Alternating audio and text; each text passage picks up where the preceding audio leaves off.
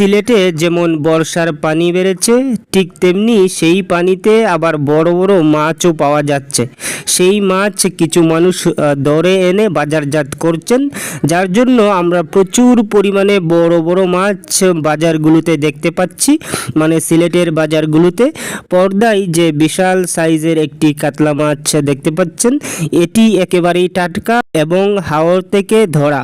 এই মাছটার ওজন মোটামুটি 4 কেজি এবং উনি দাম হাঁকিয়েছেন মাত্র 260 টাকা কেজি।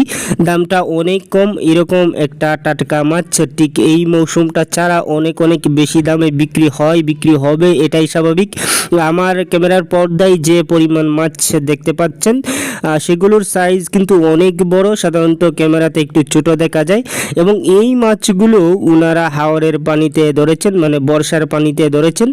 বর্ষায় শুধু যে পানি হয়েছে তা নয়, যাদের বড় বড় মাছের ফিশারি ছিল অথবা বড় বড় পুকুর ছিল, সেই পুকুর প্লাবিত হয়ে যে বড় বড় মাছগুলি ছিল সব মাছ বেরিয়ে পড়েছে। আর সেই মাছ দিন রাত কিছু মানুষ ধরছেন, ধরে ধরে বাজারজাত করছেন। আপনারা জানেন যে বাজার কেন্দ্রিক এই প্রতিবেদনগুলো সাধারণত আমি কালেক্ট করি একেবারেই পিওর তথ্যটা আপনাদেরকে দেওয়ার জন্য। তেমনি আজকের এই মাছের যে হিউজ কালেকশন দেখতে পাচ্ছেন যে বাজারটিতে, এই বাজারটি সিলেট শহরের একটি প্রসিদ্ধ বাজার। যারা সিলেট শহরে বসবাস করেন তারা বর্ষার এই দিনে এই বাজারে চলে গেলে একেবারেই অর্গানিক দেশীয় বড় মাছ নিয়ে আসতে পারবেন এবং সেটা অনেকটাই কম দামে। এটি সিলেট বটেশ্বর বাজার বলতে পারেন। বটেশ্বরের এই মাছ বাজারটি ঠিক এর জন্যই বিখ্যাত। গত বছর এই বাজারে একটি প্রতিবেদন দিয়েছিলাম, সেটা মাছ কেন্দ্রিকই। এবারও দিয়েছি, কারণ এইবারে যে পরিমাণ বড় মাছ দেখা যাচ্ছে বর্ষা হওয়ার কারণে, সেই পরিমাণ মাছ আবার গত ভিডিওতে আমি দেখাতে পারিনি। এবং এই মাছগুলো এতটা আকর্ষণীয় যেটা বলে বোঝাতে পারবো না।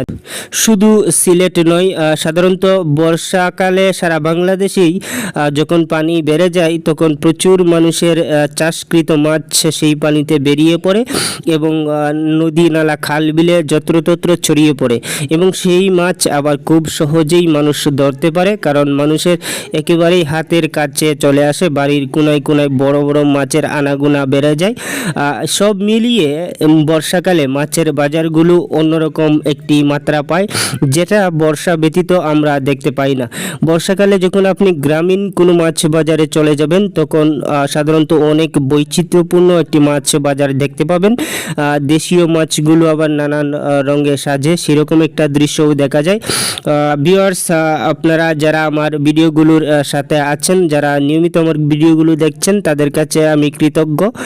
আপনারা যারা এই বাজারে যেতে চান তারা সিলেট শহর থেকে শুধু বটেশ্বর বাজার বললেই নিয়ে যাবে। আজকের এই ভিডিওটি এই পর্যন্তই থাক। সাবস্ক্রাইব করে পাশে থাকবেন। ভালো থাকুন।